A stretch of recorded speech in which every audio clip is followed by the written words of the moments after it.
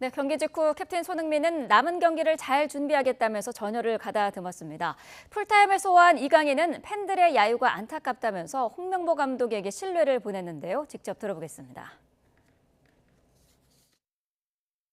당연히 괴롭지만 절대 실망감을 가져선 안 될 것 같습니다. 이제 한 경기 치렀고 저한테는 9경기 동안 매 경기 최고의 경기를 펼칠 수 있는 기회들이 남아있기 때문에 그 경기들을 잘 준비해야 될 것 같습니다. 응원보다 일단 야유로 시작을 해서 매우 생각을 하고 저희 선수들은 100% 감독님을 믿고 감독님을 따라야 되고 충분히 감독님이 저희를 꼭 이기고 좋은 축구를 할 수 있게 만들어 주실 거라고 믿고 있고 저희는 100% 따를 거고.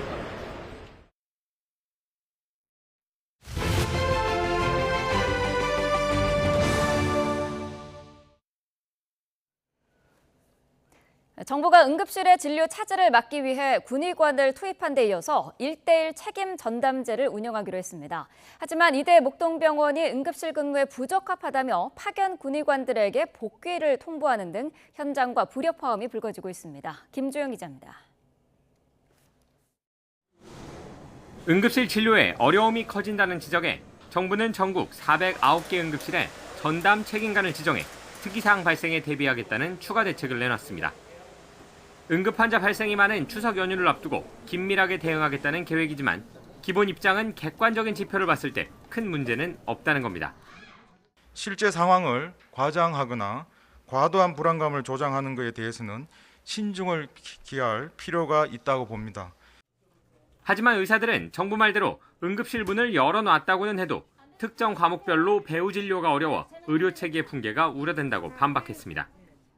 응급실이 운영되기 위해서는 필수 의료과 위주로 배후를 담당해주는 교수님들과 전문의들께서 가장 중요합니다. 필수 의료과 위주로 환자를 못 보게 되고 그럼 응급실에서는 진료를 또 못하게 되는 그런 것들이 지금 확대되고 있는 거고요. 실제 올해 전국 응급의료기관이 국립중앙의료원 종합상황판에 띄운 진료 제한 안내 메시지는 지난해 같은 기간보다 22% 늘어난 것으로 나타났습니다. 진료 제한 메시지란 응급실 처치 이후 후속 진료가 불가능한 상황을 의미합니다. 질이나 기능을 가지고 영향이 있는 사람들이 과연 어디에 포진되어 있느냐가 문제인데 또 여전히 양적인 문제로만 생각하시니까 문제가 해결이 안 되는 겁니다. 정부는 군의관 250명 파견에 기대를 걸고 있지만 효과는 여전히 미지수입니다. 이대 목동병원의 경우 파견 군의관 3명이 응급실 근무에 적합하지 않다고 판단해 복귀를 통보했고 강화대병원에선 파견 첫날 5명 가운데 1명만 출근했습니다. 이에 대해 정부는 복지부와 국방부, 병원 등 3자가 논의해 이런 문제들을 최소화하겠다고 밝혔습니다. YTN 김주영입니다. 세종 충남대병원도 응급실 진료 지원을 위해 파견된 군의관 2명의 교체를 세종시에 요청했습니다. 세종 충남대병원 측은 파견 나온 군의관들이 응급실 업무에 적합하지 않다고 판단해 교체를 요구한 것으로 파악됐습니다. 병원 교수 면담에서 군의관들은 환자에게 동의서를 받는 업무만 할 수 있다고 밝힌 것으로 알려졌습니다. 네, 환자들은 응급실에 자리가 없어 기다리거나 받아줄 병원을 찾아 헤매고 있습니다. 환자와 동행하는 구급대원들도 난감한 건 마찬가지인데 명절 연휴에는 이런 상황이 더 심해질 거라는 우려도 나옵니다. 윤태인 기자가 보도합니다. 다가면역 질환인 루푸스병을 앓고 있는 A씨. 열이 40도까지 올라 나흘 동안 응급실에서 치료받은 뒤 다시 증세가 나빠져 병원을 찾았습니다. 하지만 일단 대기하라는 말에 비가 오는 궂은 날씨에도 응급실이 아닌 구급차에서 자리가 나길 기다립니다. 응실도 계속 대기하라고만 하고 언제 될지도 모르고 그게 너무 난감하고 너무 속상하고 앉아서 주사 맞고 그런 경우가 많았어요. 거의 그러니까 누워서 쉴 수 있는 공간이 아예 없는 거예요. 최근 암 수술을 받은 환자는 열이 나면 찾아오라는 말에 응급실을 방문했지만 다른 환자가 밀려 언제 진료를 볼 수 있을지 알 수 없습니다. 우리 수술하는 의사 선생님 담당 의사가 열이 나면 이제 오라 하겠다. 열이 나면 빨리 오라고 교수님께서 왔는데 지체되는 거지. 의료진이 부족해 응급실에 과부하가 걸리며 받아줄 병원을 찾아 헤매기도 했습니다. 형님이 저기 서울에서 오시고 계셨는데 지금 응급상이 생겨가지고 몇 군데 들렸던 그런 얘기는 잠깐 들었는데 지금 매일 환자를 이송하는 사설 구급대원들도 이전보다 응급실에 여유가 없는 걸 체감합니다. 이게 전에는 그런 경우가 별로 없었는데 요 근래 좀 코로나 이후부터 이제 의사들 파업하고 약간 그러면서 좀 심해지고. 다가오는 추석 연휴에 응급실 상황이 더 나빠질 수 있다는 우려도 나옵니다. 추석 때는 지금 외래 진료가 하지를 않거든요. 그렇게 다 보면은 모든 수요들이 응급실에 몰리게 되는 현상이 발생을 하게 됩니다. 지금의 상황에서도 응급실을 가서 환자 진료를 보기가 어려운 상황인데 제때 치료받지 못할까 불안한 환자와 보호자들.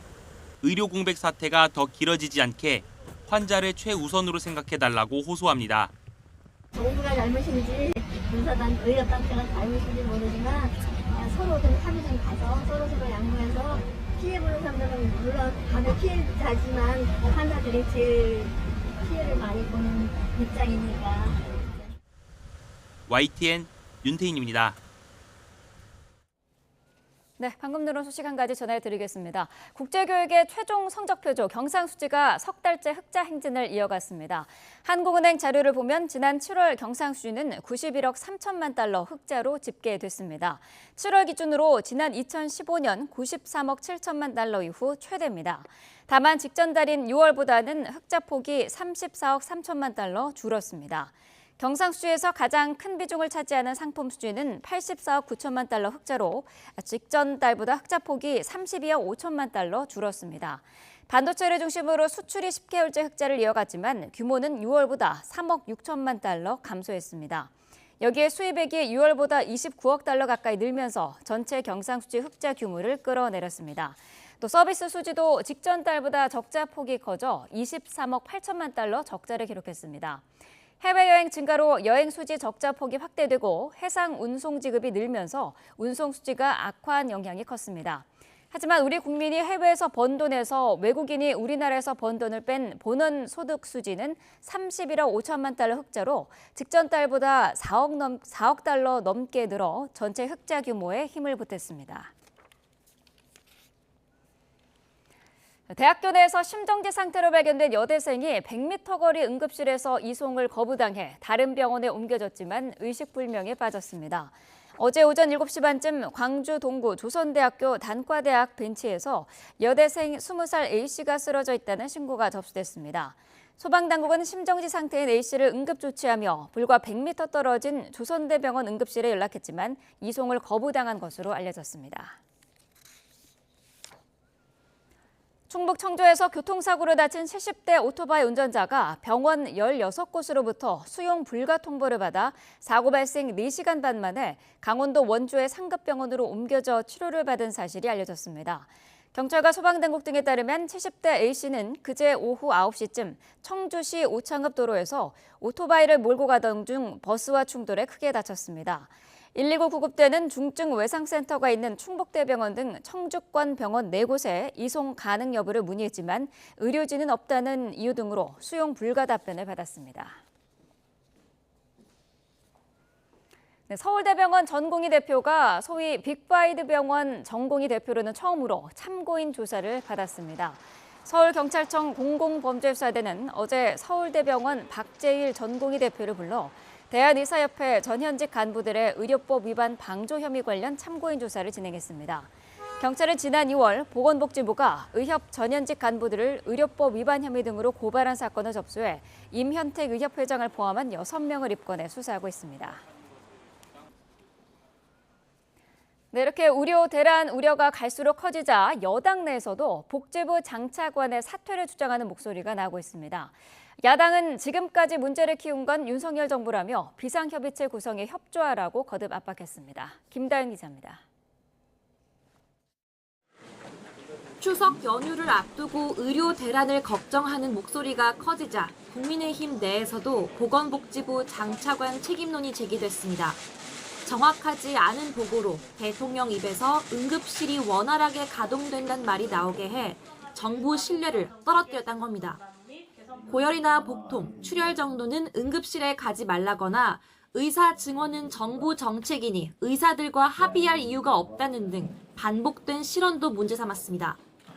입장을 바꾸고 말실수를 연발하고 근거 없는 자신감을 내세우다 상황을 악화시켜온 게 사실입니다. 책임을 통감하고 당사자 스스로 거취를 결정하시기를 촉구합니다. 중진 의원의 입에선 부처 수장들이 문제를 해결하지 못할 망정 순간순간 잘못된 발언으로 갈등을 더 키웠다며 새 판을 짜단 쓴소리가 나왔습니다. 이제는 새 판을 짜주어서 새로운 협상판으로 우리가 이 갈등 조정하고 해결해야 된다 이렇게 생각합니다. 한동훈 대표는 당 차원의 의료개혁 특위를 보강해 의료 현장을 점검하고 필요한 조치를 해나가겠다며 집권 여당으로서의 책임을 강조하기도 했습니다. 야당은 대통령의 응급실 방문을 고리로 공세를 이어갔습니다. 민주당은 보여주기식 쇼만 해선 의료체계 붕괴를 막을 수 없다며 비상협의체 구성에나 협조하라고 직격했습니다. 그동안 대통령과 정부 인사들의 언행을 생각하면 응급실 방문의 진정성을 의심받는 건 당연합니다. 야당이 제안하고 있는 비상협의체는 왜 계속 외면하고 있는 것입니까? 이런 가운데 국민의힘 의료특위 위원장인 인효환 의원의 수술 부탁 정황이 담긴 문자가 논란이 되기도 했습니다. 민주당은 이른바 빽이 있는 권력층은 의료 붕괴와 상관없다는 거 아니냐며 강하게 질타했는데 인 의원은 이미 수술 일정이 잡힌 상황이었고 의사한테 잘 부탁한다는 말 한마디 해달란 요청을 들어준 것뿐이라고 반박했습니다. 날로 확산하는 의료 공백 사태 우려에 집권 여당에서도 돌파구를 찾는 모습인데 자칫 정부 기조와 엇박자를 낼 경우 당정 갈등 양상은 더 격화할 거란 전망도 나옵니다. YTN 김다연입니다. 윤석열 대통령의 부인 김건희 여사의 명품 가방 수수 사건과 관련한 검찰 수사심의위원회가 오늘 열립니다. 수사팀은 무혐의로 결론을 낸 가운데 수사심의위원회는 어떤 판단을 할지 주목됩니다. 김태원 기자가 쟁점을 짚어봤습니다. 명품 가방 사건과 관련해 김건희 여사 기소 여부를 심의하는 검찰 수사심의위원회가 오후 2시 대검찰청에서 열립니다. 심의에는 서울중앙지검 수사팀과 김 여사 측 변호인이 참석해 의견을 진술할 예정입니다.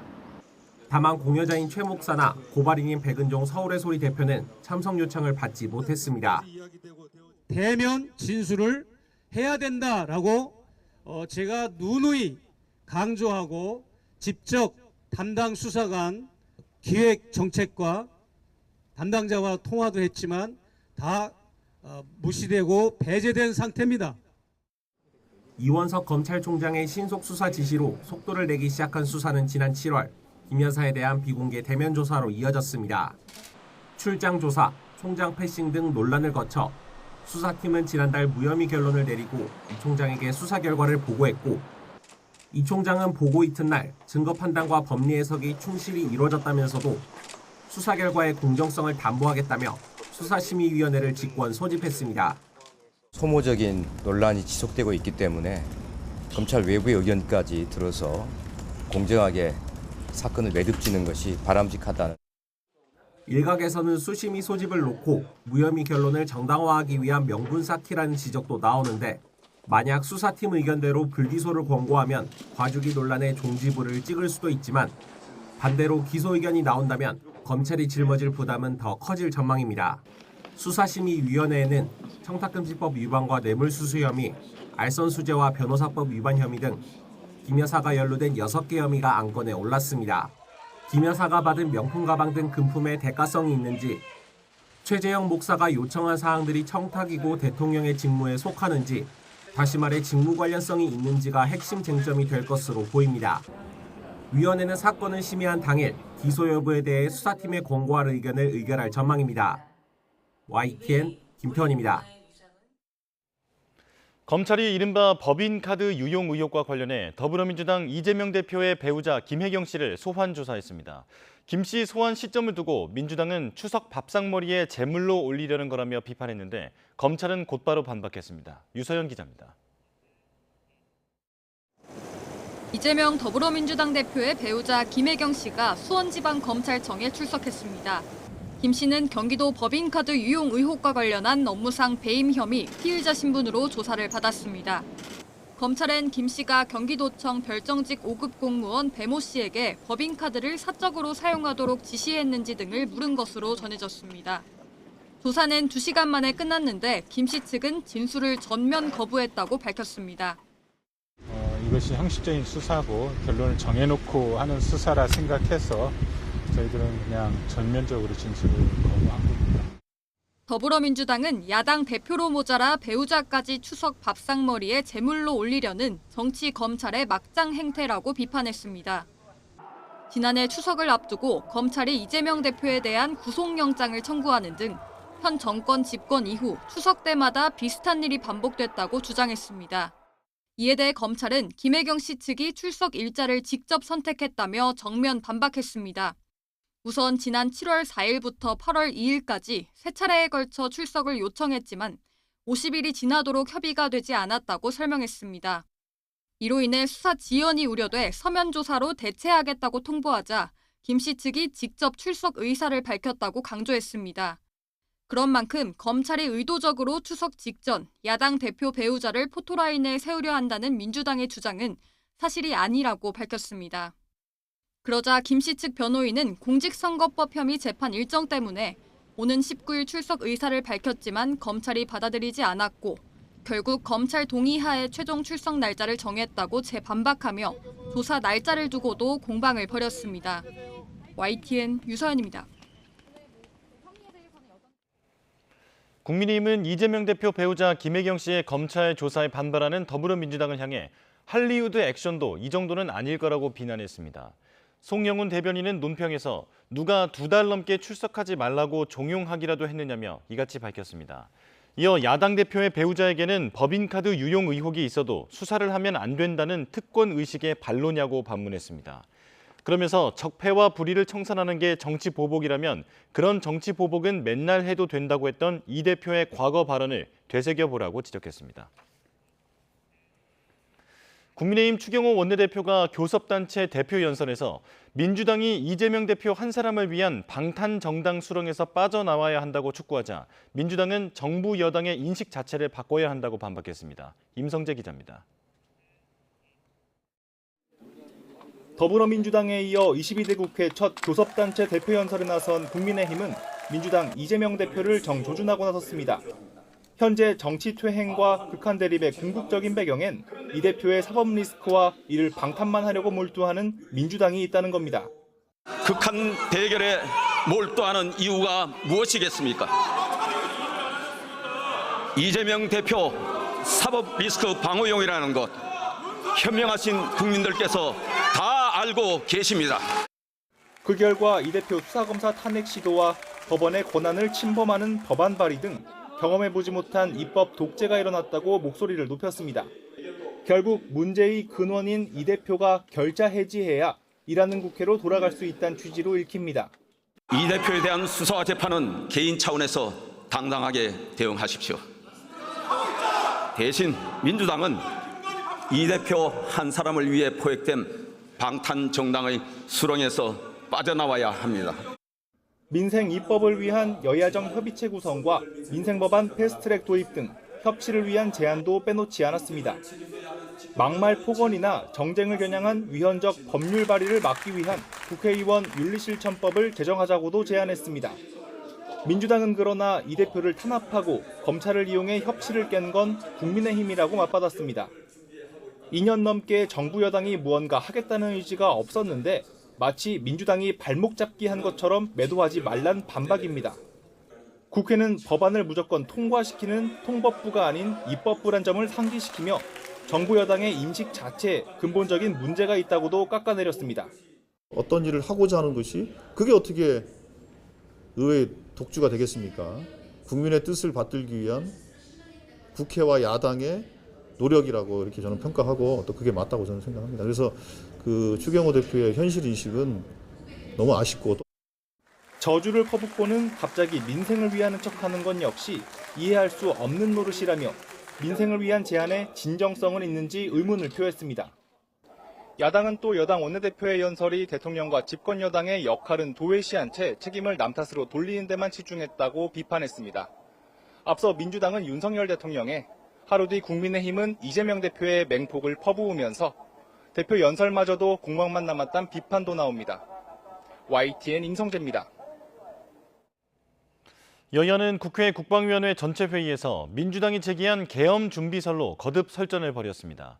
국민의힘 한기호 의원은 최근 김용현 국방부 장관 후보자가 대통령 경호처장 자격으로 육군 특전사령관, 국군 방첩사령관, 수도방위사령관과 만난 것을 고리로 야당이 계엄 논의 의혹을 제기하는 건 트집잡기라고 비판했습니다. 국민의힘 유용원 의원도 계엄령 괴담은 상식적으로 이해할 수 없고 좀 황당하다면서 군에 대한 일종의 모독이자 모욕이라고 지적했습니다. 반면 민주당 박선원 의원은 경호처에 저녁 식사를 할 수 있는 공식 행사장이 갖춰져 있는데도 경호처장이 주요 직위 사령관 3명을 공관에 부른 건 매우 이례적이라고 주장했습니다. 민주당 부승찬 의원은 계엄 준비설에 답할 가치가 없다며 다소 격앙된 반응을 보인 신원식 국방부 장관을 향해 국회는 당연히 지적할 수 있는 거라며 예방주사 효과도 있지 않느냐고 말했습니다. 정부가 재정 안정에 힘을 실은 국민연금 개혁안을 국회로 넘겼습니다. 하지만 여야 합의는 녹록지 않아 보입니다. 나혜인 기자입니다. 야당은 보험료율만 올리고 받는 돈인 소득 대체율은 현행 수준에서 묶겠다는 정부 연금 개혁안이 국민 동의를 받지 못할 거라고 단언했습니다. 돈을 더 거두려면 소득 대체율도 50%까지는 올려야 한다는 21대 국회 공론화 결과는 물론 여야 합의 직전까지 갔던 44%보다도 2%포인트 후퇴했다는 겁니다. 더 내고 덜 받으라 하는 것입니다. 노인 빈곤율이 40%에 육박하는 상황을 감안하면 연금의 본질을 외면하는 인구나 경제 상황에 따라 지급액을 자동 조정하는 방안 역시 삭감을 위한 꼼수라며 지금도 용돈 수준인 국민연금이 푼돈이 될 거라고 주장했습니다. 연금제도 전반의 구조개혁을 같이 하자더니 세계에 유례가 없는 세대별 보험료 차등 인상이란 편협한 안이나 들고 왔다며 거부 의사를 분명히 했습니다. 그러니까 저희가 얘기하고 저희가 요구했던 거에 상당히 못 미치게 온 게 사실이에요. 그래서 이게 참 이걸 어떻게 해야 되나 지금 싶은 마음이에요. 솔직히 말씀드리면. 국민의힘은 22대 국회 안에 구조개혁까지 끝내려면 보험료율과 소득대체율 숫자 논의는 올해 정기국회에서 매듭지어야 한다고 주장했습니다. 기금 고갈이 눈앞에 다가온 상황에서 지속 가능성에 세대 간 형평성까지 고려했다며 정부 개혁안에 힘을 실었습니다. 미루면 국가적으로 큰 문제가 생기고 누군가는 반드시 적기에 해내야 할 개혁이죠. 이번 정기국회가 골든타임입니다. 미래 세대의 부담을 떠넘기는 폭탄 돌리기를 언제까지 할 거냐며 일단 국회 특별위원회와 여야정 협의체부터 띄우자고 제안했습니다. 21년 만에 단일안을 낼 만큼 정부의 의지는 확고하다며 이젠 국회가 성과를 내보자고 강조했습니다. 이제부터는 국회의 시간입니다. 연금 개혁에 대한 민주당의 진정성을 믿습니다. 적극적으로 함께해 주시기를 기대합니다. 2007년 이후 17년 동안 손대지 못한 연금 개혁의 최대 쟁점은 결국 이번에도 받는 돈, 즉 소득 대체율입니다. 여당은 정부 안대로 42%에서 야당은 적어도 21대 국회 때 마련한 44%에서 논의를 시작할 수 있다는 입장이라 출발부터 줄다리기는 불가피해 보입니다. YTN 나인입니다. 오세훈 서울시장은 정부가 발표한 국민연금 개혁안을 두고 이번에는 꼭 결론 내야 한다고 강조했습니다. 오 시장은 자신의 SNS에 올린 글에서 정부가 내놓은 개혁안은 내는 돈과 받는 돈 측면에서 노무현 정부가 내놓은 2007년 안과 유사하다면서 바꿔 말하면 17년 전에 해야 할 개혁을 이제야 하고 있다는 의미라고 말했습니다. 이어 문재인 정부를 비롯해 역대 정부가 개혁을 미루는 사이 연금 재정이 점점 악화하고 미래 세대 부담은 폭증했다는 점이 개탄스럽다고 주장했습니다. 정부가 오늘 전기차 화재 관련 안전관리 대책을 발표합니다. 방기선 국무조정실장은 오늘 오전 정부 서울청사에서 브리핑을 열고 그동안 유관 부처들과 논의한 내용을 종합해 대책을 발표할 예정입니다.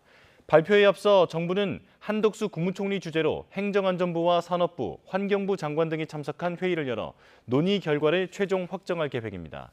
지난달 인천 아파트 지하주차장 전기차 화재 이후 불안감이 커지자 정부는 그동안 배터리와 충전시설의 안전기준 강화, 화재 발생 시 신속 대응 체계 구축 등을 주요 내용으로 하는 대응책을 논의해왔습니다. 북한이 날려보낸 쓰레기 풍선이 수도권 곳곳에 떨어졌다는 신고가 이어졌습니다. 경부고속도로에선 화물차 교통사고가 잇따라 1명이 숨지고 4명이 다쳤습니다. 밤사이 사건 사고 소식 윤웅성 기자입니다. 야외 주차장에 세워진 차량 사이로 커다란 풍선이 떨어져 있고 출동한 경찰들이 분주히 움직입니다.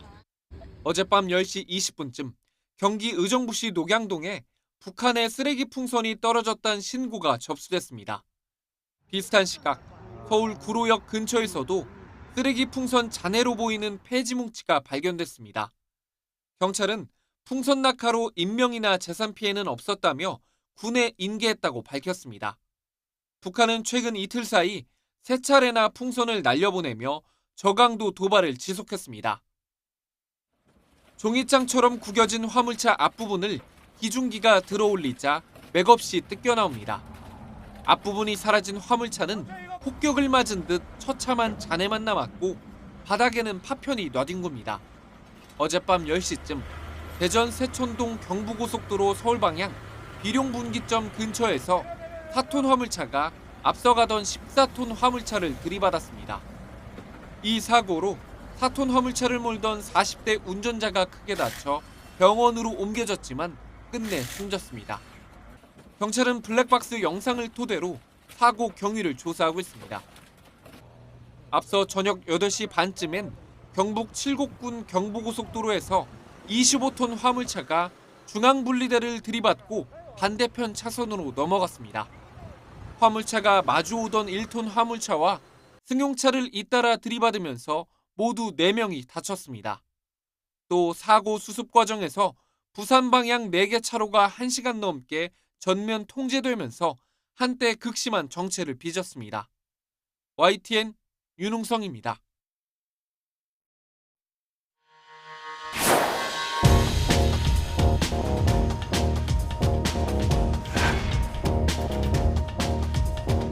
모든 비난이 지금 당 중앙과 김정은으로 가요.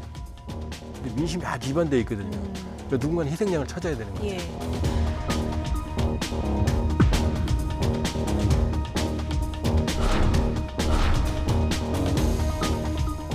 우리 측 대북 확성기 방송이나 북한 주민과 북한군의 잇따른 비순이 영향을 준 거란 분석도 나왔지만 25일 만에 다시 도발에 나선 겁니다.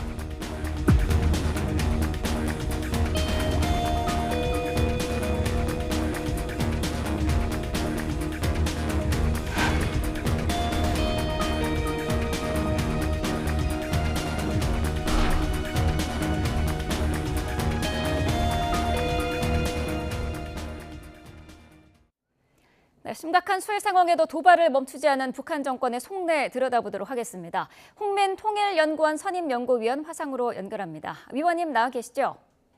예, 안녕하세요. 네. 자, 북한이 그제와 어제 이틀에 걸쳐서 쓰레기 풍선을 3차례 살포를 했습니다. 25일 만에 재도발한 이유는 뭐라고 보시는지요? 일단 표면상으로는 지금 13번째 이제 부양에 해당되고요. 네.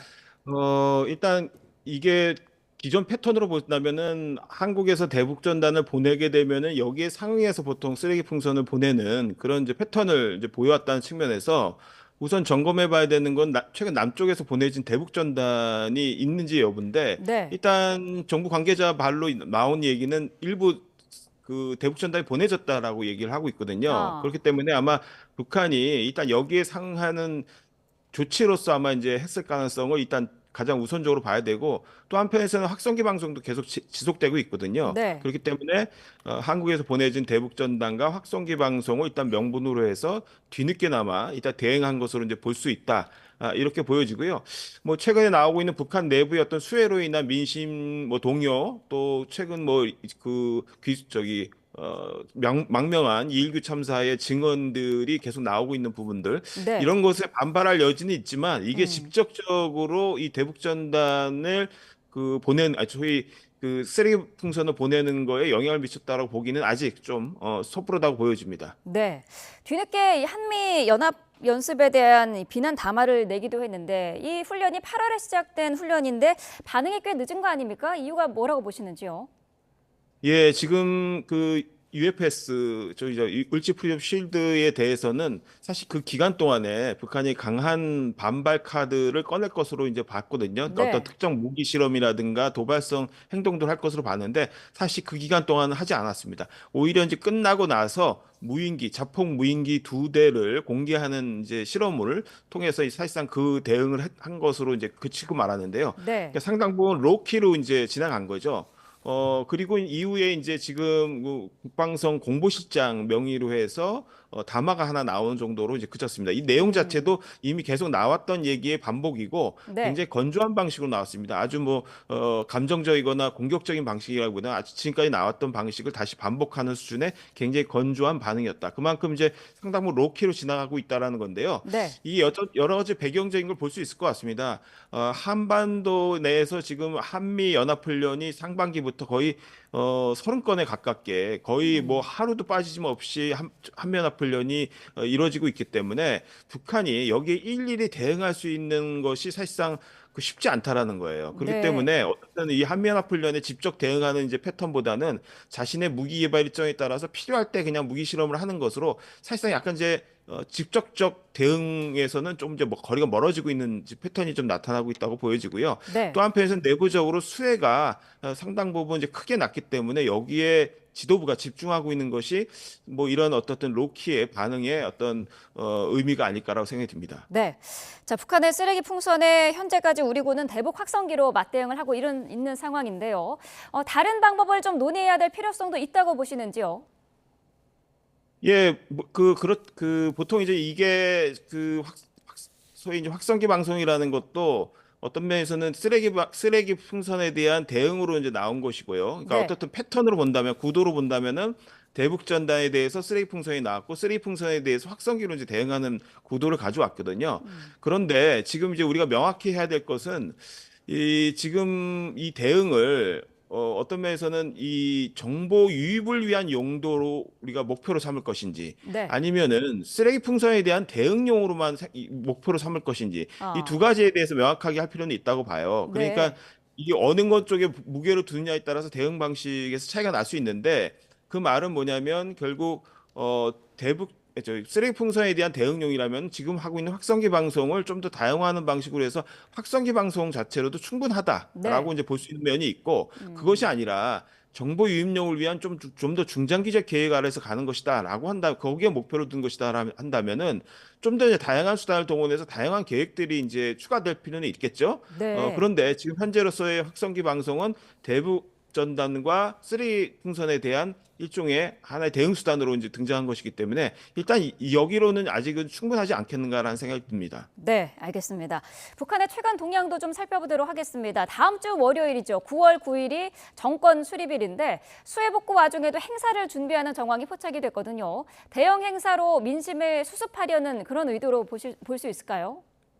예, 상원 위성들을 통해서 지금 평양 미림 비행장이죠. 보통 열병식을 하게 되면 준비하는 공간으로 활용되는 곳인데요. 네. 이 미림 비행장 북쪽에 있는 열병식 훈련장이 있어요. 여기에 이제 숙소로 추정되는 그 부근인데 여기에 이제 흰색 버스들이 이제 들어가는 모습이 이제 포착이 됐고요. 봤을 때 한 1,000명에서 한 2,000명 정도를 실어 나른 것으로 이제 정황이 포착이 됩니다. 그런데 중요한 거는 뭐냐면 이 구구절 정권 수립일에 대한 열병식은 지난해 75주년을 맞아서 대규모로 치러진 바가 있습니다. 그래서 네. 보통 정주년, 5년 단위로 열병식을 하기 때문에 올해는 사실 정주년이 아니기 때문에 할 가능성은 매우 낮다라고 보여지고요. 네. 보통상 열병식을 하게 된다면 한 달 전부터 그 열병식을 준비하는 실제 그 열병 연습들의 경황이 포착이 되는데 이번에 그 포착은 되지 않았습니다. 그렇기 때문에 열병식을 한다기보다는 경축 행사용, 특히 이제 중앙보고대회나 대규모 음악회, 공연 연회 뭐 이런 것들을 위한 일종의 사전 연습이 아닌가라고 추론해 볼 수 있을 것 같습니다. 네, 김정은은 또 그간 수해 현장을 둘러보면서 이 애민 지도자 이미지를 내세워 왔는데 정작 피해가 극심하다는 자강도 지역은 언론에 노출하지 않았거든요. 어떤 이유가 있을까요? 예, 자강도 지역 언론에 노출되지 않다가 얼마 전에 하루 전에 이제 언론에 서서히 노출을 시작을 했습니다. 네. 그렇기 때문에 일단 그 자강도는 그 도소재지가 강계시입니다. 이 강계시는 자강도 일대 산악 지형에 이제 입지하고 있는데 군수공장들이 밀집해 있습니다. 네.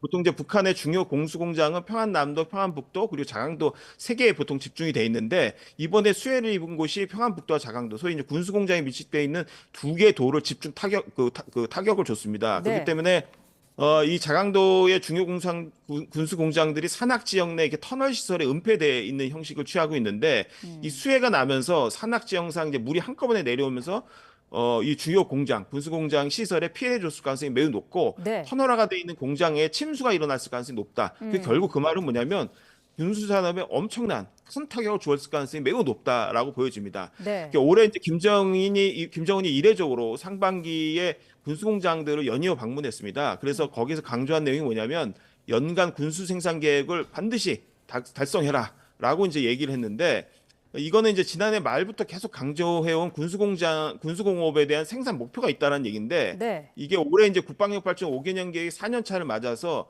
뭔가 크게 이 자신의 핵무기 고도와 군수 생산 목표를 달성해서 미국에게 메시지를 뭔가 발신하고 싶어하는 목적이 있었던 것으로 보여집니다. 근데 이번에 이제 수해가 거기에 대한 목표를 상당 부분 수정할 수밖에 없게 만드는 상당히 큰 타격을 줬을 가능성이 높다. 그래서 아마 이제 노출을 최대한 피하면서 내부적으로 여기에 대한 일종의 수습에 나서고 있는 것이 아닌가라는 생각이 듭니다. 네, 그렇군요. 수해 책임을 물어서 다수의 간부를 처형했다는 보도도 나오고 있는데 처형된 간부가 뭐 수십 명에 달한다고도 하는데요. 이런 공포 정치에 대해서는 어떻게 분석하고 계시나요?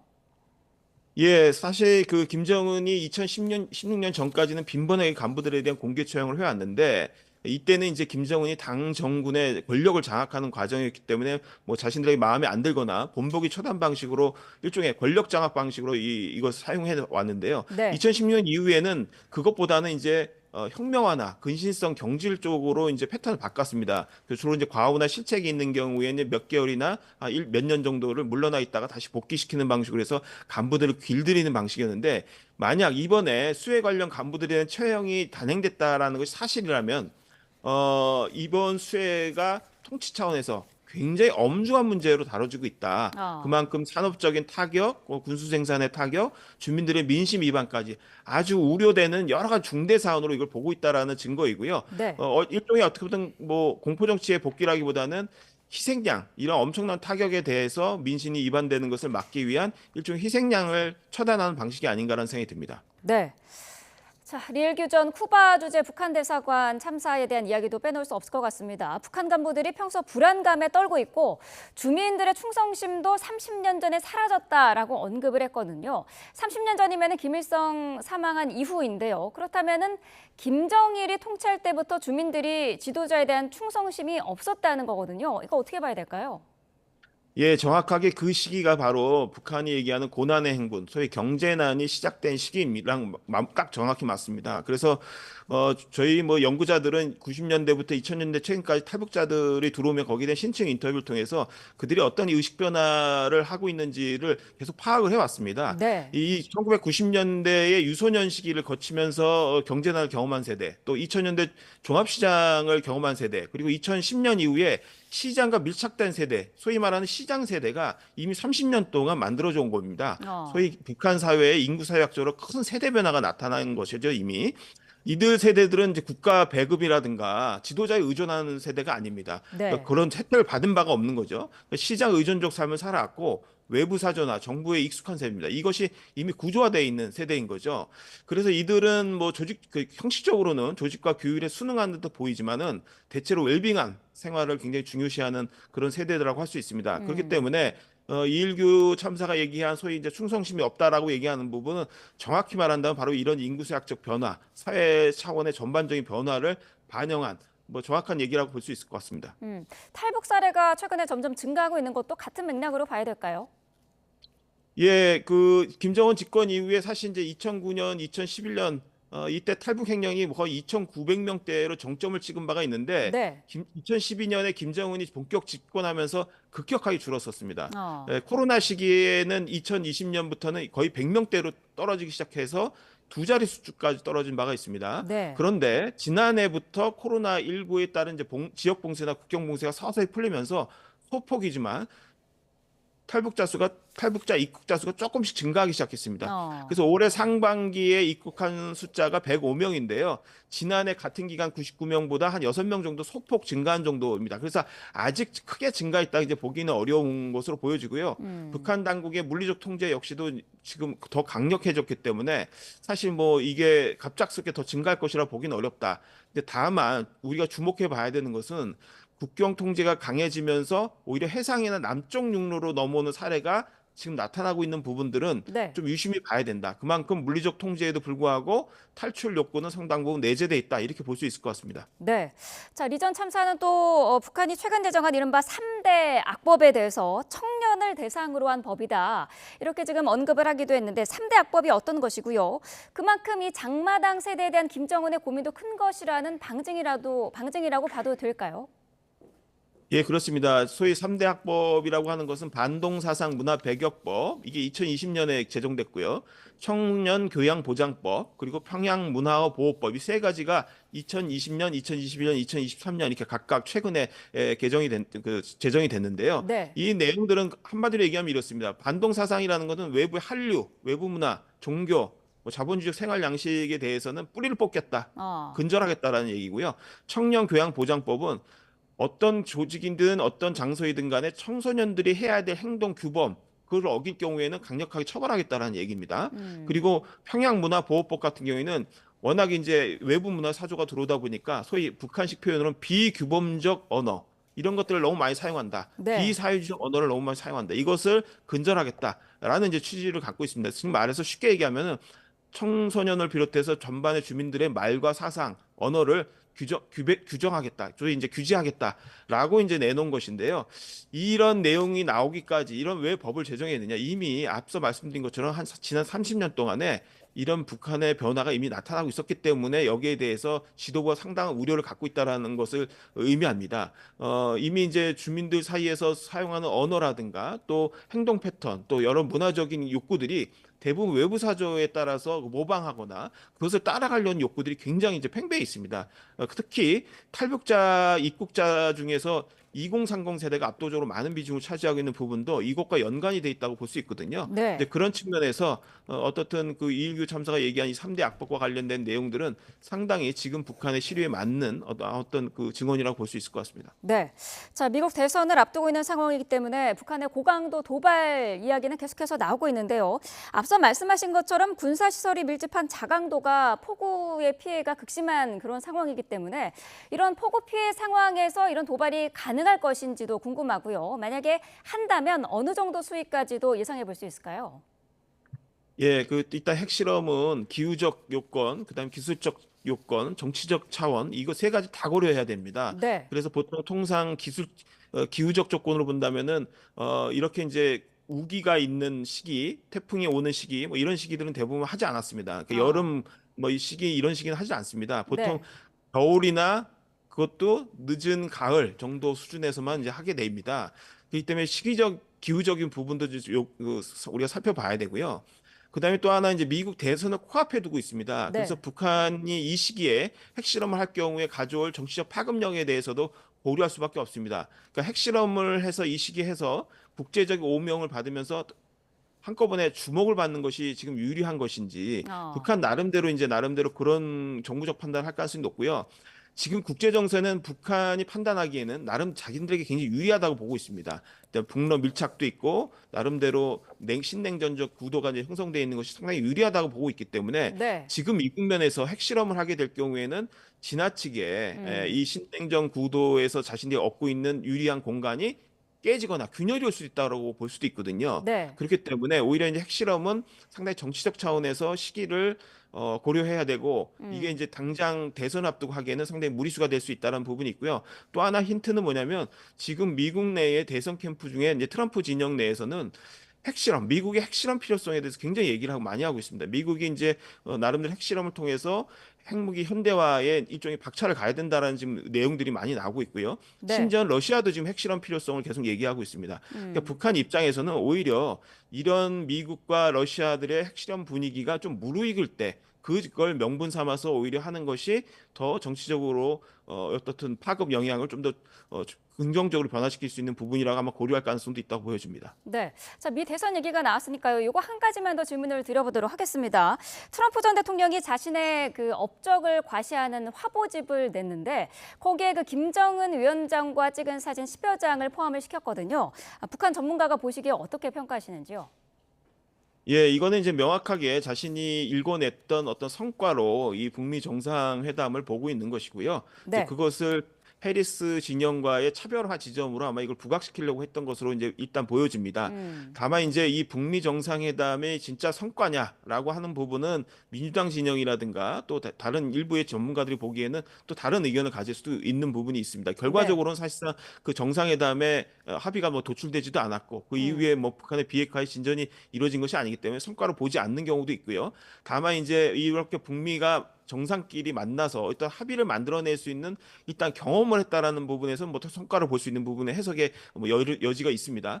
어떻든 이제 트럼프 입장에서는 이런 것들을 해리스 진영과 차별화하는 지점으로 보고 있는 것으로 보여지고 자신이 만약에 대통령이 됐을 경우에 재집권했을 경우에는 대북 정책을 어떤 방식으로 펼칠 수 있는지에 대해서 상징적으로 이런 사진을 보여줌으로써 암시하고자 하는 또 공개하고자 하는 어떤 의도가 상당히 강해 보이지 않나라는 생각이 듭니다. 네, 알겠습니다. 홍민통일연구원 선임 연구위원이었습니다. 오늘 말씀 감사합니다. 예, 감사합니다. 네, 다음 소식입니다. 윤석열 대통령이 오늘 퇴임 전 마지막으로 방한하는 기시다 일본 총리와 정상회담을 합니다. 두 정상은 그간의 한일 협력 성과를 돌아보고 앞으로도 협력을 확대하는 방안을 논의할 예정입니다. 신윤정 기자입니다. 이달 말 퇴임을 앞둔 기시다 총리가 우리나라를 1박 2일 일정으로 방문해 윤석열 대통령과 정상회담을 합니다. 두 정상은 지난해 3월 윤 대통령의 일본 도쿄 방문에 이어 5월 기시다 총리가 우리나라를 답방하면서 12년 만에 셔틀 정상 외교를 복원했습니다. 이번이 12번째이자 고별 정상회담이 됩니다. 한일 양국에 관한 문제, 또 일본과 북한의 문제, 뭐 동북아 문제, 또 글로벌 안보에 관련된 문제, 뭐 공급망 문제 이런 다양한 문제들을 논의를 해왔고요. 이번 방안에서도 만찬 등의 일정이 예상되는데 실무 방문 성격으로 공동 기자회견 등은 진행되지 않을 전망입니다. 대통령실은 이번 정상회담을 통해 양측이 함께 만들어온 한일 협력의 성과를 돌아보고 향후 한일 간 양자 협력은 물론 영내, 글로벌 협력 발전 방향을 논의할 것이라고 밝혔습니다. 일본 정부도 두 나라 간 대화와 협력이 정치, 경제 등 여러 분야에서 질적, 양적으로 확대됐다며 앞으로도 긴밀히 소통하고자 한다고 밝혔습니다. 来年は日韓国交正常化60年の節目の年、日韓関係の正常化を一層確かなものとしなければなりませんし 이번 회담에서 두 나라는 북한의 핵 미사일과 북러 밀착 속 인도 태평양 지역에서의 협력 등 안보 현안을 주로 논의할 것으로 보입니다. 또 제3국에서 분쟁 등이 일어났을 때 자국민 대피에 서로 협력한다는 양해각서도 체결할 것으로 알려졌습니다. 일본은 80년 가까이 은폐해온 우키시마호 폭침 사건의 피해자 명부 일부를 제공했는데 기시다 총리의 방한을 앞두고 우호적인 대화 분위기 조성을 위한 조치란 분석이 나옵니다. YTN 신윤정입니다. 네, 지금 시각 8시 43분 지나고 있습니다. 오늘 날씨 어떨지 날씨 스튜디오 연결해 알아보겠습니다. 윤수빈 캐스터. 네, 윤수빈입니다. 오늘의 날씨 키워드로 함께 알아보겠습니다. 바로 체감 33도와 소나기입니다. 계절의 시계는 가을에 접어들었지만 여름이 자리를 내주기 싫은 듯 버티기를 하고 있습니다. 오늘도 낮 동안 대부분 지역의 체감온도가 33도 안팎까지 오르겠는데요. 아침 저녁으로는 비교적 선선하고 한낮에는 늦더위가 이어지면서 일교차가 점점 커지고 있습니다. 감기 걸리지 않도록 옷차림과 건강관리에 유의하시기 바랍니다. 또 가방 속에 작은 우산도 하나 챙겨 나오셔야겠습니다. 오늘 전국 대부분 지역에 소나기 예보가 들어있는데요. 소나기 특성상 좁은 지역에 기습적으로 쏟아지겠고 특히 남부지방을 중심으로는 시간당 20mm의 강한 비가 집중될 수 있겠습니다. 네, 서울은 오늘도 늦더위가 이어진다고요? 네, 지난 밤사이 서울은 열대야가 쉬어갔지만 습도가 높아 다소 후텁지근한 밤이었습니다. 한낮 시간인 오후 2시에는 29도, 체감온도는 31도까지 오르면서 늦더위가 나타나겠고요. 퇴근길 무렵까지는 비슷한 기온을 보이다가 저녁부터 다시 기온이 떨어지겠습니다. 서쪽 지방과 경남을 중심으로 폭염특보가 발령 중인 가운데 그 밖의 지역 낮 기온도 살펴보면 대전과 광주 31도, 대구는 32도까지 오르겠고요. 동풍이 부는 동해안 지역은 강릉이 26도 선에 머무르겠습니다. 또 현재 레이더 화면을 보시면 경기 동부와 강원, 경북 일부 지역에 약한 비가 내리고 있습니다. 내륙의 비는 아침 사이 대부분 그치겠지만 동해안 지역은 오후까지 이어지겠는데요. 예상되는 비양은 동해안에 최고 40mm가 되겠고 그 밖에 전국으로는 5에서 많게는 60mm의 요란한 소나기가 지나겠습니다. 네, 주말과 휴일 날씨도 자세히 전해주시죠. 네, 주말인 내일은 가을의 기온이 더욱 완연해진다는 절기 백로입니다. 하지만 올해는 백로에도 늦더위가 이어지겠는데요. 내일 서울의 한낮 기온은 31도, 모레는 32도까지 오르겠고요. 대기 불안정이 심해 곳곳으로 요란한 소나기도 지날 전망입니다. 지금까지 날씨 앤 키워드였습니다.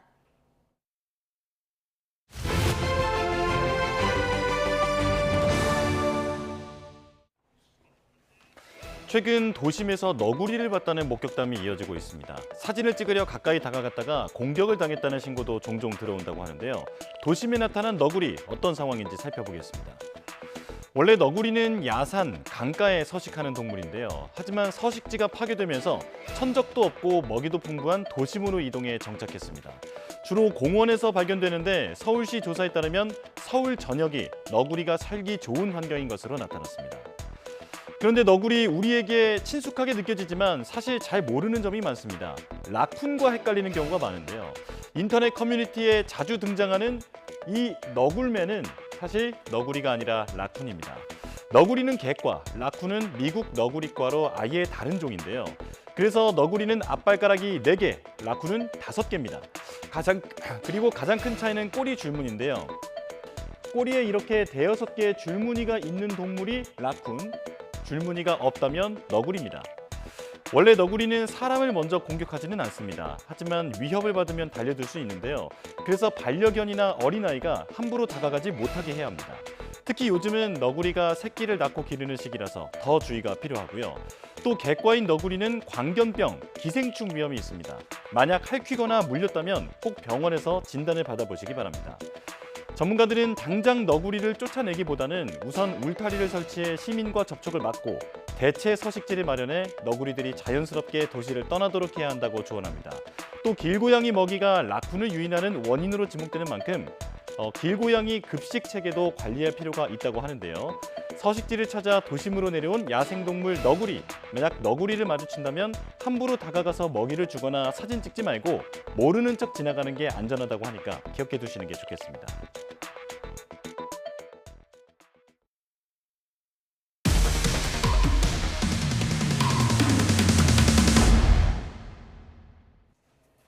먹방 유튜버 쯔양을 협박해 돈을 뜯어낸 혐의로 구속된 사이버 레카 사건과 관련해 가해자로 지목된 유튜버들이 구속 상태에서 오늘부터 재판을 받습니다.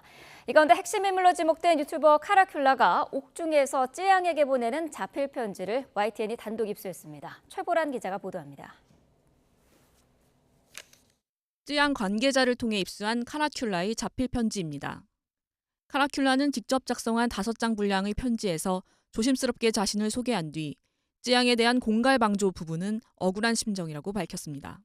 또한 그는 쯔양의 가슴 아픈 사연과 고통의 시간에 위로를 전한다며 선처를 호소했습니다. 카라큘라는 편지 끝부분에 읽어줘서 고맙다며 공손한 모습을 보이면서도 줄곧 쯔양 협박범이 된 부분에 대해 억울하고 분통하다는 심경을 드러내기도 했습니다.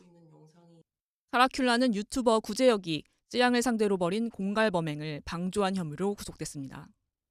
카라큘라는 구제혁에게 쯔양에 관한 폭로 영상을 올리기보다 직접 돈을 뜯어내는 것이 이익이라는 취지로 공갈을 권유한 혐의를 받고 있습니다. 카라큘라는 오늘 수원지방법원에서 사이버레카로 불리는 유튜버 구제혁 등과 함께 첫 재판을 앞두고 있습니다. 억울하다는 카라큘라의 주장은 결국 법정에서 진실이 가려질 것으로 보입니다. YTN 최보란입니다. 네, 어제 오후 국내 통신 3사의 유선 인터넷망에서 일부 접속 장애가 발생했습니다. 통신망 자체의 문제가 아닌 특정 칩셋이 들어간 무선 공유기가 문제를 일으킨 것으로 파악됐습니다. 권민석 기자입니다. KT 인터넷을 쓰는 시민이 사무실에서 와이파이 접속을 시도해보지만 좀처럼 잡히지 않습니다. 컴퓨터 본체에 직접 랜선을 꽂아봐도 인터넷 연결이 안 되긴 마찬가지입니다. 전국 곳곳에서 인터넷 접속 장애가 발생한 건 어제 오후 5시쯤부터입니다.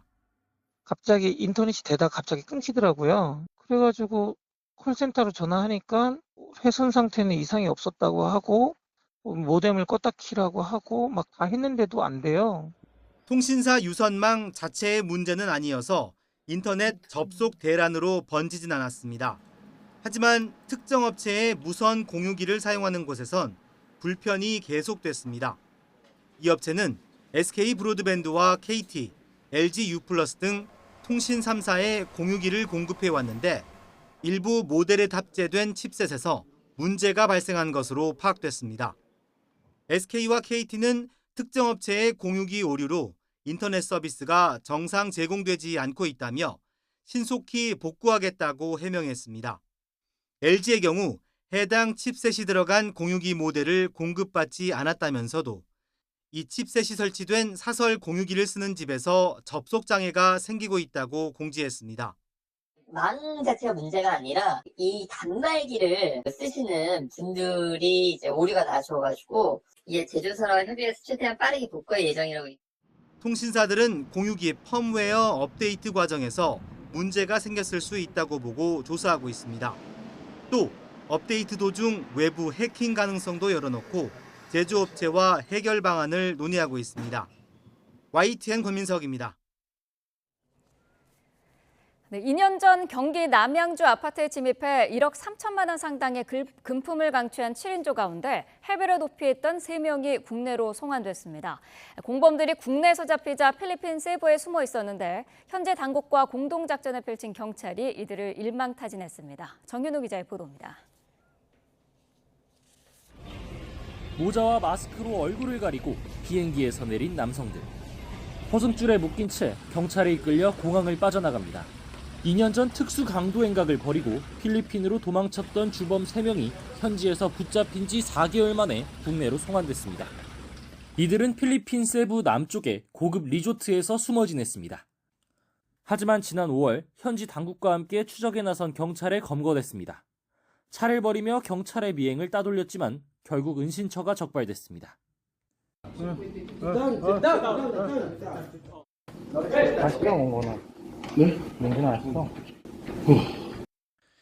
이들은 지난 2022년 6월 경기도 남양주에 있는 아파트에 침입해 피해자 6명을 폭행하고 협박해 1억 3천만 원어치 금품을 빼앗아 달아난 혐의를 받습니다.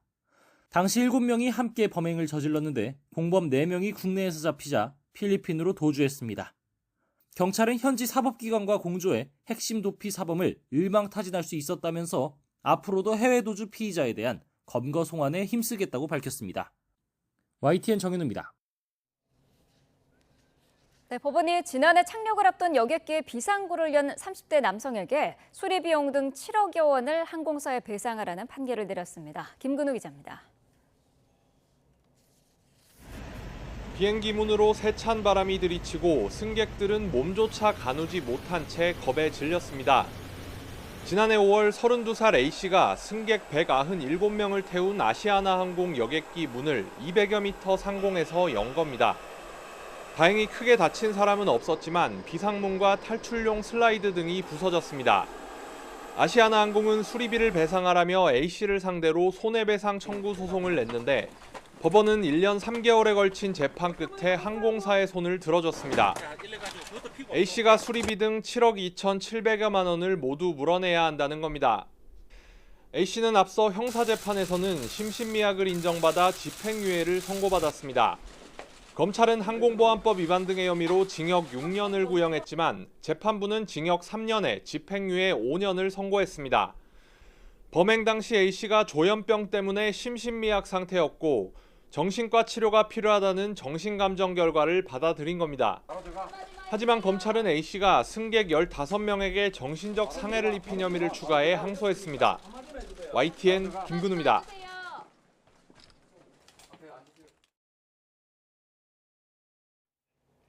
네, 지금 들어온 소식입니다. 의정부 경전철이 고장나면서 양방향의 운행이 중단됐다는 소식이 들어왔습니다. 현재 복구가 되지 않고 있고 복구를 시도하고 있는 것으로 알려져 있는데요.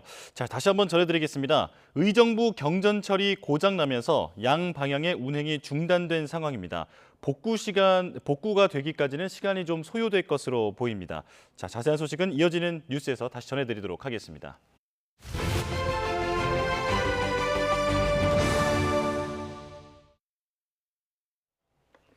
추석을 앞두고 정부가 성수품 17만 톤을 공급하고 제품 할인에도 700억 원을 지원하면서 성수품을 중심으로 가격이 소폭 하락하고 있습니다. 하지만 어획량이 줄어 수산물 가격이 출렁이면서 추석 물가의 변수가 될 것으로 보입니다. 오동건 기자입니다. 추석을 앞두고 장을 보는 소비자들. 성수품 위주로 가격이 조금 내렸다고 하지만 크게 체감되지 않습니다. 제수용품을 쭉 봤을 때 평소 때보다 좀 내렸다 하는 거는 그렇게 못 느꼈어요. 정부가 추석 물가를 잡기 위해 성수품 17만 톤을 공급하고 할인 행사에도 700억 원을 지원하면서 20개 품목의 평균 소매 가격이 지난달 27일보다 0.2% 내렸습니다. 품목별로도 15개의 가격이 내림세입니다. 특히 금사과, 금배추 논란까지 일었던 사과와 배추의 가격은 지난달과 비교해서 각각 6.6%와 11.3% 떨어졌습니다. 추석을 앞두고 한우 소비를 늘리기 위한 행사도 진행 중입니다. 추석 명절 맞아서 우리 한우 농가를 돕는다. 그리고 값싸고 맛있는 한우를, 건강에도 좋은 한우를 많이 소비한다라는 생각으로 우리 한우 많이 드셨으면 하는 바람입니다. 하지만 어획량이 크게 감소하면서 조기와 굴비 같은 이런 수산물의 가격이 출렁이고 있습니다. 냉동 참조기 한 마리 소매 가격은 1년 전보다 30.1%, 조기는 37.1% 올랐습니다. 이상고온의 김양식에도 차질이 생기면서 연초 장당 100원을 밑돌던 소매 가격이 지난해보다 무려 38%가 올랐습니다. 너무 많이 올랐어요. 좀 괜찮다는 거는 뭐 20만 원 넘어서 그냥 한번 집었다 놓고 그냥 깜짝 놀랐고 그냥.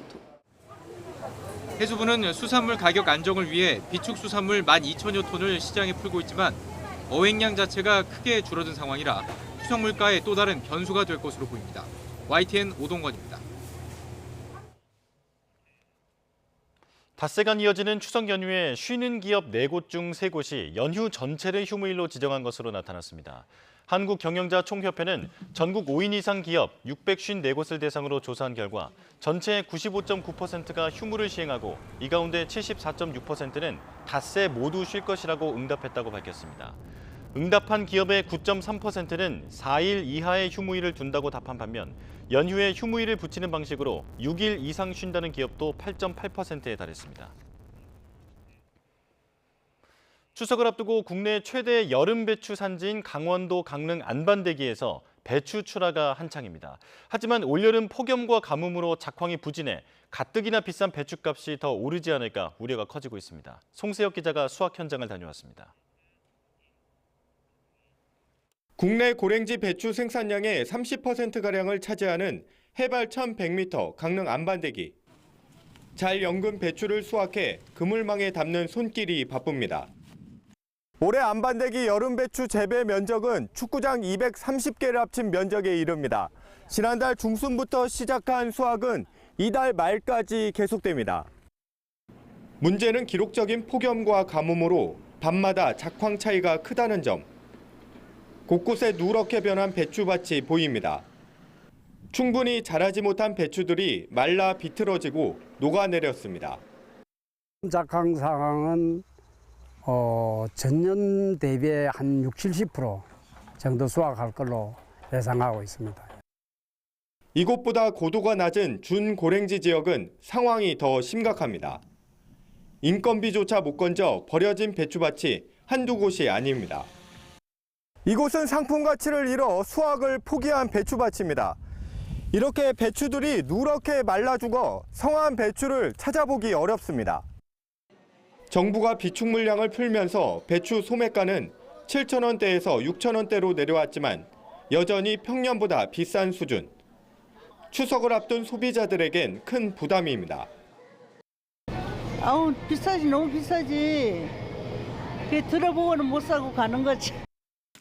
정부는 부진한 작황에도 서울 가락시장의 배추 물량은 평년보다 많다며 9,500톤의 비축 물량을 추가로 확보하는 등 추석 물가 안정을 위해 노력 중이라고 밝혔습니다.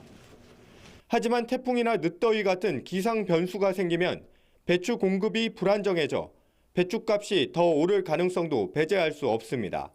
YTN 송세혁입니다.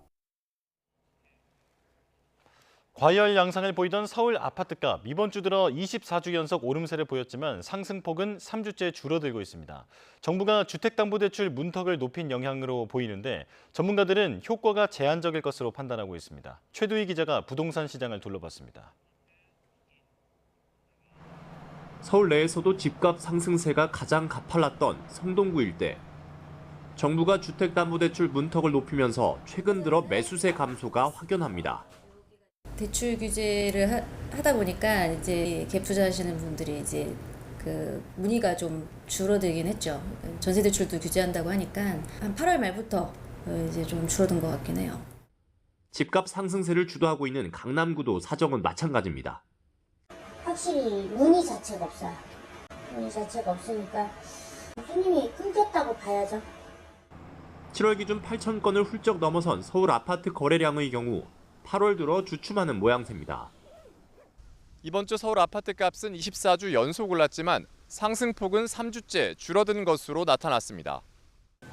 한국부동산원은 대출 여건에 대한 관망세에다 단기적으로 급등한 단지에 대한 피로감 등으로 매물 소진 속도가 느려졌기 때문으로 분석했습니다. 정부의 88 부동산 대책에 이어 주택담보대출 한도 축소까지 이어지면서 과열됐던 시장이 다소 진정된 것으로 보입니다.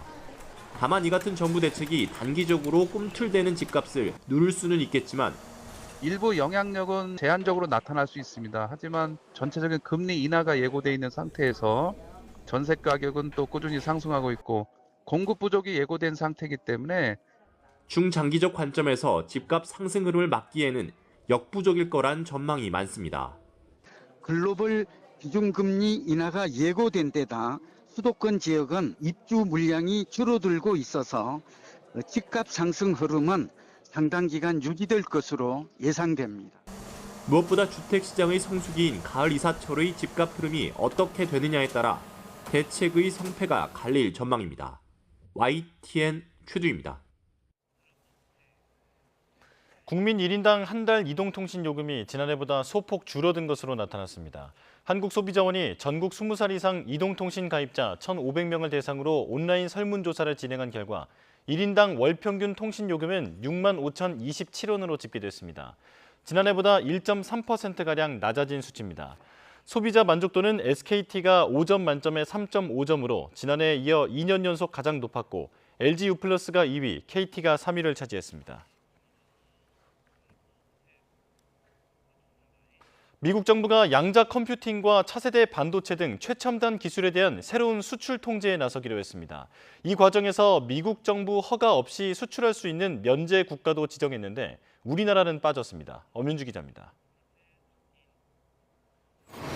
미국 상무부가 새로운 수출 통제 대상으로 지정을 검토하는 기술은 양자 컴퓨팅과 차세대 반도체 등입니다. 모두 국가안보에 중요하다고 판단되는 최첨단 핵심 기술입니다. 상무부 산업안보국은 임시 최종 규칙을 발표하면서 전략적 경쟁자로 규정한 중국 등 적성국을 겨냥한 조치란 점을 분명히 했습니다. 미국이 만든 첨단 기술이 미국을 공격하는 데 쓰이지 않게 하겠다는 겁니다. 상무부는 이번 수출 통제 조치를 도입하는 과정에서 유사 입장국과 긴밀히 협력했다고 밝혔습니다. 그러면서 이미 미국과 유사한 수출 통제를 도입한 나라는 미국 정부 허가 없이 수출할 수 있는 허가 면제를 신설했다고 설명했습니다.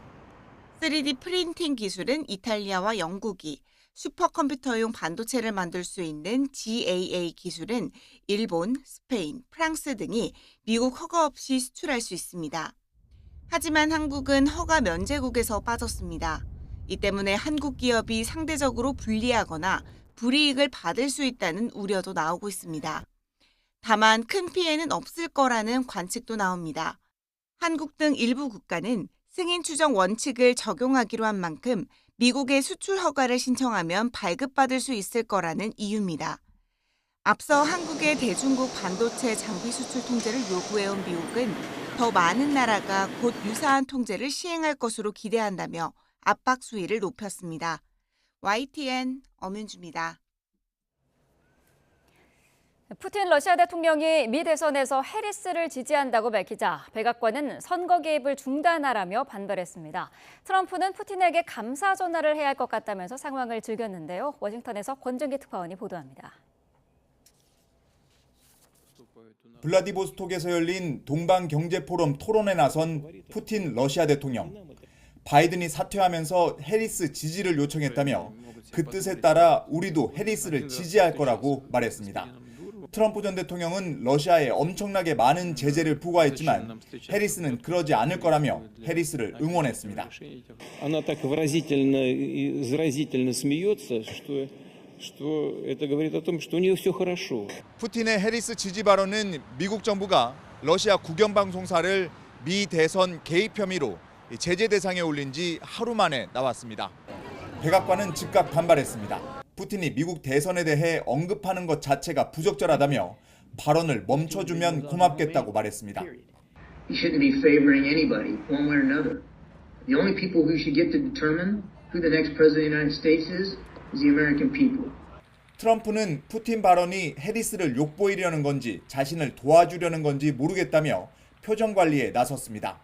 Putin came out today. He endorsed Kamala, and I didn't know was I supposed to call him up and say thank you very much. I appreciate it. 트럼프는 이 자리에서 자신이 당선되면 테슬라 CEO인 일론 머스크가 이끄는 정부 효율위원회를 만들어 예산 낭비와 불필요한 규제를 없애겠다고 약속했습니다. 미국 언론들은 트럼프가 머스크를 앞세운 개혁 구상을 밝힌 건 바이든 해리스 정부가 정부 재정을 방만하게 운영했다고 공격하기 위한 포석이 깔린 것으로 해석했습니다. 워싱턴에서 YTN 권준규입니다. 트럼프 전 대통령은 해리스 부통령이 당선되면 1929년 스타일의 공황이 올 거라고 주장했습니다. 트럼프 전 대통령은 현지 시간 4일 대선 경합주인 펜실베이니아에서 폭스뉴스와 타운홀 행사를 진행하고 해리스 부통령이 집권하면 사상 최대의 증세가 이뤄지고 부자들과 다국적 대기업들이 미국을 떠날 거라고 말했습니다. 필 고든 미국 부통령 안보보좌관은 해리스 부통령이 취임 이후 영내 안보와 억제력, 우주, 일본과의 3국 파트너십에서 한국과의 관계 강화를 위해 노력해왔다고 밝혔습니다. 고든 보좌관은 조현동 주미대사를 면담한 뒤 SNS에 올린 글에서 이같이 전했습니다. 고든 보좌관과 조 대사는 면담에서 최근 한반도 안보 상황을 평가하고 대응 방향에 대해 의견을 교환했다고 주미대사관이 페이스북에 올린 글을 통해 밝혔습니다.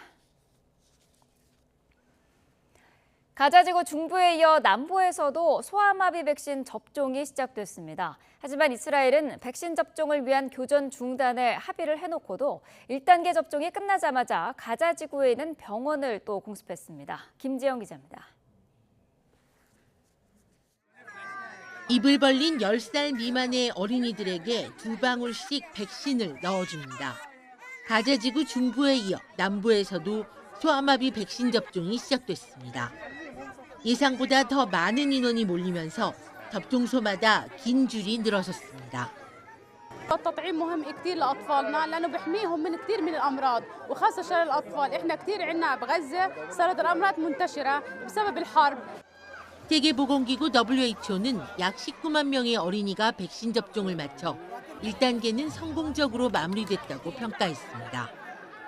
최종 목표는 가자 전역에서 64만 명에게 소아마비 백신을 접종하는 겁니다. 이를 위해 앞서 이스라엘과 팔레스타인 무장정파 하마스는 오는 9일까지 오전 6시부터 오후 3시 사이에는 교전을 중단하기로 합의했습니다. 하지만 백신 접종 1단계가 끝나자마자 이스라엘은 가자 중부의 병원을 공습했습니다. 현지 언론은 이 공습으로 사상자가 여럿 발생했다고 보도했습니다. 이스라엘은 하마스 지휘센터를 공습한 거라는 해명을 반복했습니다. 또 요르단강 서안 폭격도 이어지는 가운데 네타냐후 총리에게 휴전과 인질 석방 합의를 압박하는 대규모 시위가 인질 6명이 숨진 뒤 수일째 계속되고 있습니다.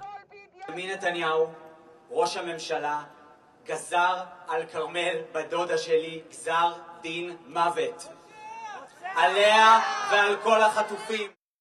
하지만 이어지는 공습을 보면 시위대의 바람이 이루어질 가능성은 크지 않아 보입니다.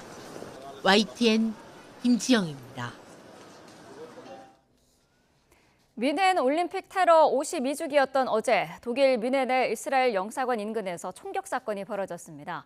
경찰에 사살된 용의자는 오스트리아 국적의 18살 남성으로 과거 테러 조직 IS와 연루된 전력이 있는 것으로 알려졌습니다. 김잔디 기자가 보도합니다. 독일 뮌헨의 이스라엘 영사관 앞. 출입 통제선이 쳐진 가운데 경찰은 헬기로 영사관 주변을 수색합니다. 현지 시간 5일 오전 이곳에서 장총을 든 남성이 경찰과 총격을 주고받다 사살됐습니다. 이 남성은 오스트리아 번호판이 달린 차를 타고 나타나 경찰 초소를 향해 최소 12발 이상의 총격을 가한 것으로 알려졌습니다. 경찰은 용의자를 오스트리아 국적의 18세 남성으로 확인하고 이스라엘 영사관을 겨냥한 테러 미수로 간주해 정확한 동기 등을 수사하고 있습니다. 현지 매체들은 지난해 용의자의 휴대전화에서 테러 조직 IS 선전물이 확인돼 조사받은 적이 있다고 보도했습니다. Nach den im Moment ja noch laufenden Ermittlungen müssen wir davon ausgehen, dass heute früh möglicherweise ein Anschlag auf das israelische Generalkonsulat, das sich unmittelbar hinter uns hier befindet.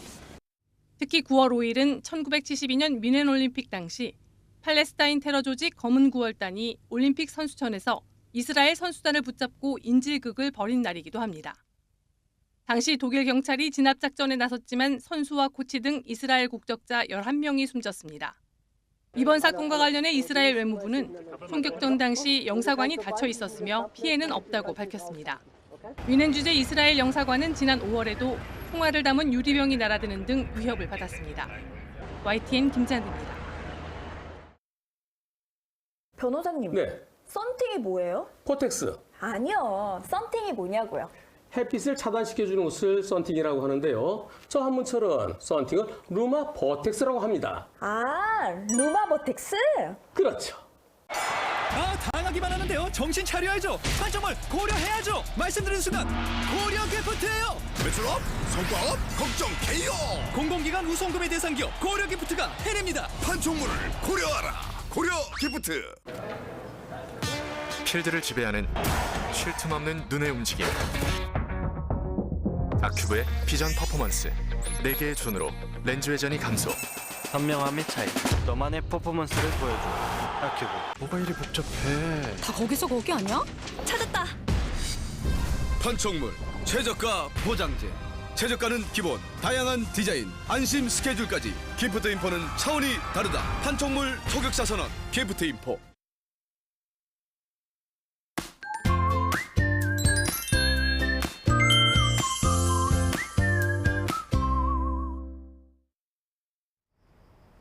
오늘도 가을답지 않게 더운 날씨는 계속되겠습니다. 서울의 한낮 체감 온도는 31도까지 오르겠고요. 동해안 지역에는 비가, 그 밖에 전국으로는 대기 불안정으로 인한 소나기가 지나겠습니다. 오늘 외출하실 때는 가방 속에 작은 우산 하나 챙겨 나오시기 바랍니다. 현재 레이더 화면을 보시면 중북부 지방을 중심으로 약한 비가 이어지고 있습니다. 내륙의 비는 오전 중에 대부분 그치겠지만 동해안 지역은 오후까지 이어지겠는데요. 예상되는 비의 양은 동해안에 최고 40mm가 되겠고 그 밖에 전국으로는 5에서 많게는 60mm의 요란한 소나기가 지나겠습니다. 특히 남부지방을 중심으로는 시간당 20mm 안팎의 강한 소나기가 벼락과 돌풍을 동반하며 쏟아질 수 있겠습니다.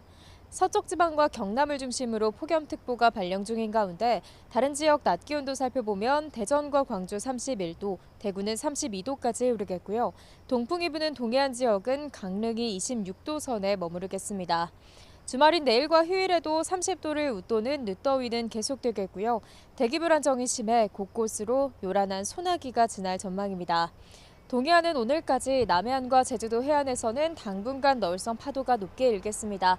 이 지역에 계신 분들은 해안가 접근을 자제하는 등 안전사고에 유의하셔야겠습니다. 지금까지 YTN 윤수빈입니다. 네, 뉴스업 금요일 순서 마칩니다. 시청해주신 여러분 고맙습니다.